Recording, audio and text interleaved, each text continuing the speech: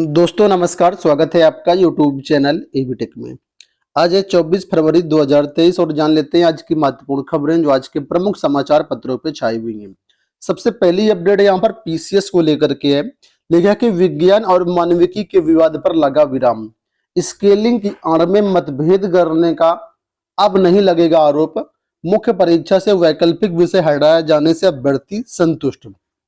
Social media पर इस समय काफी सारे ऐसे वीडियो भी वायरल हो रहे हैं जिसमें अभ्यर्थी खुश नजर आ रहे हैं और अपनी खुशी जाहिर कर रहे हैं कि ये जो ऑप्शनल सब्जेक्ट था ये काफी बड़ा एक विरोध था, इसकी आड़ में काफी कुछ जो है अभ्यर्थियों को नुकसान भी हो जाता था। तो अब यहाँ पर उसी के बारे में अपडेट दिया गया है कि पीसीएस परीक्षा में अब मानविकी और विज्ञान के विषयों के बीच चले आ रहे पुराने विवाद पर विराम लगने जा रहा है।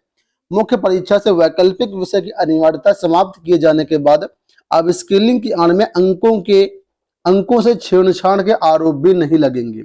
बृहस्पतिवार को पीसीएस 2022 के इंटरव्यू में शामिल होने आए अभ्यर्थियों ने आयोग के इस निर्णय पर खुशी जताई।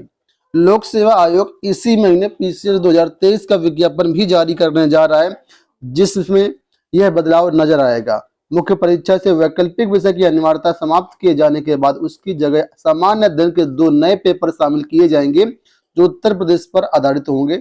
इस तरह मुख्य परीक्षा में सामान्य अध्ययन के 6 पेपर होंगे जबकि पहले 4 प्रश्न पत्र होते थे। तो यहाँ पर आप लोग देख सकते हैं लिखा कि पीसीएस 2018 से इसमें विवाद बढ़ा था। पीसीएस 2018 में काफी विवाद था इसी ऑप्शनल सब्जेक्ट को लेकर के, है ना, क्योंकि यहाँ पर जो है स्केलिंग होती थी, इसमें नंबर कम ज्यादा हो जाते थे और खासकर जो मानविकी विषय के अभ्यर्थी होते थे इनको काफी ज्यादा दिक्कतें होती थी क्योंकि इनके नंबर कम हो जाते थे।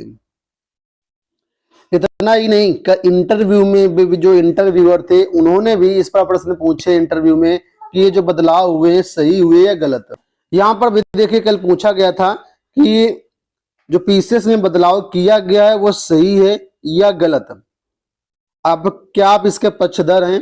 अभ्यर्थी के लिए इस सवाल का जवाब देना आसान नहीं था क्योंकि बदलाव करने वाले उसके सामने ही बैठे थे। ठीक है, इसके अलावा और भी कई सारी चीजें यहाँ पर देखिए इंटरव्यू के दौरान पूछी गई जो कि यहाँ पर देखिए लिखा है कि हिंडनबर्ग रिपोर्ट के बारे में क्या जानती हैं, इस रिपोर्ट का नाम हिंडनबर्ग क्यों पड़ा और ये कहाँ से लिया गया, अडानी ने अपने शेयर वापस क्यों लिए, इस मामले में सेबी का क्या रोल है, कीनीसियन अर्थव्यवस्था का और आज का क्लासिकल अर्थव्यवस्था क्या है। कई सारे प्रश्न यहाँ पर पूछे गए, आप लोग स्क्रीन पर देख सकते हैं। अगर पीसीएस की तैयारी करते हो तो आपको डेली न्यूज़पेपर पर नजर रखनी चाहिए क्योंकि कई ऐसे प्रश्न होते हैं जो डायरेक्ट न्यूज़पेपर से पूछे जाते हैं और ये जो प्रश्न हम आप लोगों को बताते हैं इससे काफी आप लोगों को हेल्प भी मिलेगी कि हाँ किस तरीके से इंटरव्यू हो रहे हैं।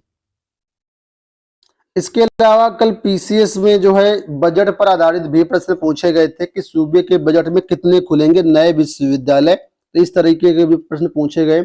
इसके अलावा जीएसटी से रिलेटेड और भी कई सारे प्रश्न हैं, आप लोग देख सकते हैं। चलिए बात कर लेते हैं दूसरी अपडेट के बारे में। तो यहाँ पर देखिए अपडेट है कि रेडियोलॉजिस्ट के 64 पद रह गए खाली। उत्तर प्रदेश लोक सेवा आयोग ने चिकित्सा अधिकारी ग्रेड 2 रेडियोलॉजिस्ट के 68 पदों पर सीधी भर्ती का परिणाम गुरुवार को जारी किया। सिर्फ 4 अभ्यर्थियों के चयनित घोषित किया गया है। अभ्यर्थी उपलब्ध न होने का 64 अभ्यर्थी खाली चले गए, 64 पद खाली चले गए। वहीं राजकीय मेडिकल कॉलेजों में असिस्टेंट प्रोफेसर पैथोलॉजी के 6 पदों का परिणाम भी घोषित कर दिया गया है। तो हाल आप लोग देख सकते हैं कि मात्र 4 अभ्यर्थियों का ही यहाँ पर चयन हो पाया। 68 पदों पर भर्ती आई थी और 4 अभ्यर्थियों का चयन हुआ और यहाँ पर केवल 64 पद खाली चले गए। वहीं पर लोक सेवा आयोग ने पीसीएस 2022 में 10 अभ्यर्थियों के इंटरव्यू की डेट जो है बदल दी है। इन सभी का इंटरव्यू 21 मार्च को होगा। अभ्यर्थी मयंक पांडे, कामिनी गौतम, प्रियंका चौधरी, जितेंद्र सिंह यादव, हेमंत एवं विनी यादव को 21 मार्च का सुबह 9 बजे और विपिन कुमार यादव, निखिल शर्मा, डॉली सिकरवार एवं पीयूष पांडे को अपराह्न 1 बजे के लिए इंटरव्यू में बुलाया गया है। बात करते हैं अगली अपडेट के बारे में। तो देखिए अपडेट है कि पीएससी की महिला वाहिनियों के लिए नागरिक पुलिस से दी जाएंगी आरक्षी। गोरखपुर, बदायूं और लखनऊ में स्थापित होने वाली पीएससी की 3 महिला वाहिनियों के नागरिक पुलिस से ही सिपाही देने का निर्णय हुआ है। उत्तर प्रदेश पुलिस भर्ती बोर्ड जल्द ही 35,757 पदों पर सिपाहियों की सीधी भर्ती शुरू करने जा रहा है। इसके तहत 26,210 सिपाही भी भर्ती किए जाने हैं। तय हुआ है कि नागरिक पुलिस में होने वाली भर्ती करीब 5200 महिला सिपाहियों में से 2526 पीएससी महिला की वाहिनियों में भेजी जाएंगी।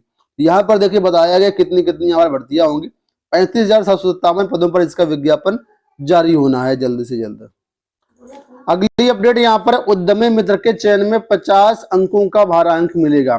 देखा कि प्रदेश में निवेशकों की समस्या के निस्तारण एवं उनकी हर तरह से मदद के लिए योगी सरकार इसके तत्पर होगी और उद्यमी मित्र नियुक्त करने की योजना बनाई है।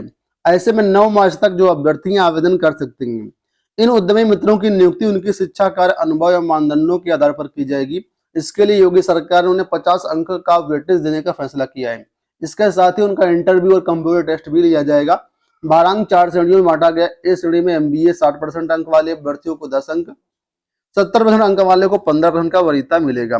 तो यहाँ पर कुल मिलाकर के उद्यमी मित्र की भर्तियां हो रही हैं और जो भी अभ्यर्थी इच्छुक है तो ये वेबसाइट दी गई, इस पर जाकर के अपना आवेदन कर सकते हैं। टेक्निकल वाले जो अभ्यर्थी हैं वो यहाँ पर मान्य होंगे, जैसे कि एमबीए वाले जो अभ्यर्थी हैं उनको यहाँ पर वरीयता मिलेगी। बाकी डिटेल्स आप लोग ऑफिशियल वेबसाइट पर चेकआउट कर सकते हैं या फिर बताइएगा तो अगला वीडियो हम इस पर बना देंगे। अगली देखो यहाँ पर अपडेट है कि लेखपाल भर्ती में विकल्प डी चुनने वालों को एक अतिरिक्त अंक। इलाहाबाद हाईकोर्ट ने लेखपाल भर्ती की मुख्य परीक्षा में एफ सीरीज के प्रश्न संख्या 88 का उत्तर विकल्प डी चुनने वाले अभ्यर्थियों को एक अतिरिक्त नंबर देने का आदेश दिया है। कोर्ट ने कहा कि जिन अभ्यर्थियों ने विकल्प डी चुना है उसे भी सही मान करके परिणाम जारी किया जाए। तो जो भी अभ्यर्थी हैं वो यहाँ पर देख लें कि एक प्रश्न है जिस पर विकल्प डी अगर आपने सही किया होगा तो उस पर जो अंक है आपको मिलेगा। राज्य विश्वविद्यालय के पीएचडी प्रवेश परीक्षा में होंगे 100 प्रश्न। जो भी अभ्यर्थी राज्य विश्वविद्यालय से पीएचडी करना चाहते हैं उनके लिए अपडेट है कि प्रोफेसर राजेंद्र सिंह रज्जू भैया राज्य विश्वविद्यालय ने डॉक्टरल एंट्रेंस डीटी का पाठ्यक्रम वेबसाइट पर जारी कर दिया है। प्रश्न पत्र 2 भाग में होगा। भाग 1 और भाग 2 में 50-50 बहुविकल्पीय प्रश्न पूछे जाएंगे। हर प्रश्न एक नंबर का होगा। कुल मिलाकर के पीएचडी के लिए एंट्रेंस टेस्ट का जो सिलेबस है वो जारी कर दिया गया। अगर इसमें आप शामिल होना चाहते हैं तो ऑफिशियल वेबसाइट के माध्यम से इसको चेकआउट कर सकते हैं। इसके साथ ही यहाँ पर लखनऊ विश्वविद्यालय पीएचडी कार्यक्रम के बारे में बताया गया कि यहाँ पर जो इसका कार्यक्रम जारी कर दिया है। 5 और 6 मार्च को पीएचडी प्रवेश परीक्षा करवाई जाएगी। इसमें 39 विषयों में प्रवेश के लिए आवेदन करने वाले 6672 अभ्यर्थी परीक्षा देंगे। प्रवेश परीक्षा 2 पालियों में होगी। प्रथम पाली सुबह 10:30 से 10:30 से 12 एवं दूसरी पाली 2 से 3:30 बजे के बीच जो है करवाई जाएगी।